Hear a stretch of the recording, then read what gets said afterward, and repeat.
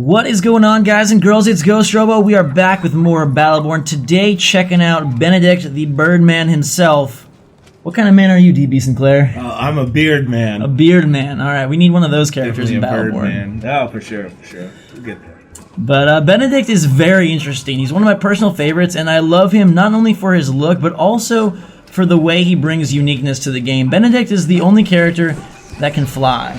He believes it and he makes it happen, gliding through the skies, as well as wielding a wicked rocket launcher that we'll get to show off in a couple seconds here.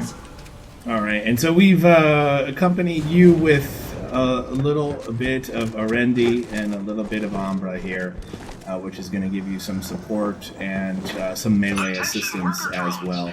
We are playing the algorithm today. We're playing it here 3-player co-op. You can play this up to 5 players cooperative. Any story campaign mode here can be played up to 5 players. It can be played solo. It can also be played couch cooperative as well. So we also have multiplayer in the game, but here today we're focusing on single player and or story mode rather, and we're working our way through.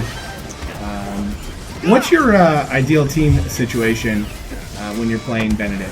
Benedict can deal a lot of damage, but he does have a long reload, which is something we'll try and augment in the Helix in a second here. But I would like somebody that can heal me up a little bit. You know, floating through the skies, shooting rockets, I may get a little sore. Sure. Well, he's already at what some people might consider a disadvantage with his one gimpy wing and one regular wing.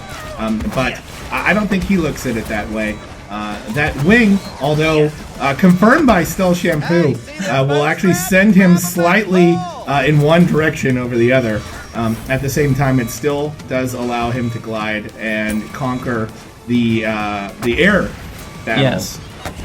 And there are some places that he can get to that some of the other players or characters rather struggle to get to, so he's got an advantage there. Yeah, I love his just totally unique mechanics, and I just buffed him via the Helix to make liftoff one of my abilities, rise me back into the air, and launch enemies forward. I can glide out of that, fire rockets from the sky. He basically is like the king of crowd control, space control, because he can move wherever he needs to and then fire down from above. So I'm working down my Helix as well, and I have these sunspots which I can place, which will heal my teammates. And the healing over time I just increased. So you do have the healing support here from Umbra. And Pitlick there with the little beastie, Arendi, throwing down the pretty pink and purple everywhere.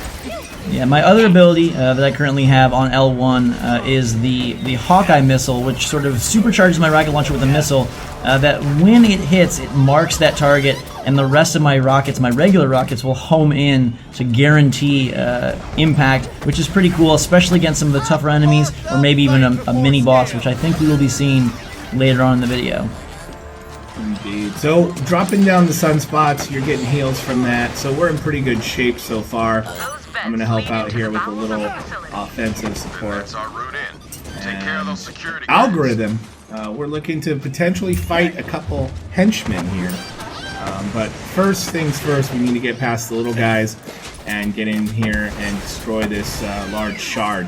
Shards are basically a currency in the game, if you will, that you can pick up and you can spend on a few different things. We've mentioned that there is a badass for every badass out there. There's definitely a way to spend shards for every badass out there. You can spend them on your gearbox, which is something that you can prep before you get into the action to help with healing, damage, and that sort of stuff. It can also be spent on turrets and drones and things like that, which we'll show you in just a little bit here. Yeah, and I'm going to pick some gear up. I grabbed an overshield, which gives me a little bit of a chance to open that menu up. And I'm going to give him some critical hit damage and some movement speed after critical hits, because those rockets deal a lot of damage, and if we can increase that even more, we could be looking at a lot of one-hit kills, which I really like. And I also spec'd out Benedict here to launch 3 rockets with his Hawkeye ability instead of just 1, giving us a better chance to hit and lock on for that homing bonus. All right. very cool. And you're seeing you're getting healed by the sunspot there. Yes. So back to full health and back to a place where you have a full shield as well. So that's pretty awesome. Here's one of the places where we can spend those shards, where we can unlock a couple little drones to follow us around.